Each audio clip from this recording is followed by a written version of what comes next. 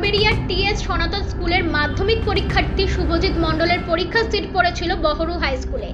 শুক্রবার সকাল 7:15 নাগাদ শিয়ালদা থেকে যে ডাউন নামখানার লোকাল ট্রেন ছাড়ে সেই ট্রেনে গোচরণ থেকে মাকে সঙ্গে নিয়ে উঠেছিল শুভজিৎ। ট্রেনে উঠেই বাঙ্কের উপর তার ব্যাগটি তুলে দিয়েছিল, কিন্তু জীবনের প্রথম পরীক্ষা দেওয়ার টেনশনে বহরু স্টেশনে নামার সময় ব্যাগটি নামাতে ভুলে যায়। এরপরেই কান্নায় ভেঙে পড়ে শুভজিতের মাও দুশ্চিন্তায় পড়ে যান। রিপোর্ট করা হয় বহরু হাই স্কুলের প্রধান শিক্ষককে। জানানো হয় জয়নগর থানার আইসি পার্থ সারথী পালকে। বহরু হাই স্কুলের প্রধান শিক্ষক অবশেষে শর্ত সাপেক্ষ পরীক্ষায় বসার অনুমতি দেয়। এরপর জয়নগর থানার আইসি পার্থ সারথী পালের তৎপরতায় 2 ঘন্টার মধ্যে করঞ্জলি রেল স্টেশনের কাছ থেকে ডাউন ট্রেনের মধ্যে থেকে ওই ব্যাগ উদ্ধার করা হয়। পরীক্ষা শেষে উদ্ধার করা ওই ব্যাগ ছাত্রের হাতে তুলে দেয় জয়নগর থানার আইসি পার্থ সারথী পাল।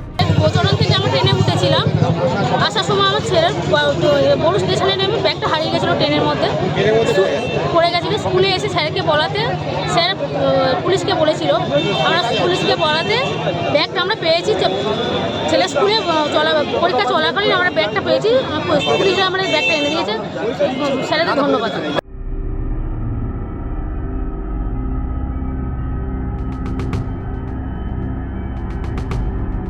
দক্ষিণ 24 পরগনা থেকে বিশ্বজিৎ নস্করের রিপোর্ট, ইউ বাংলা টিভি।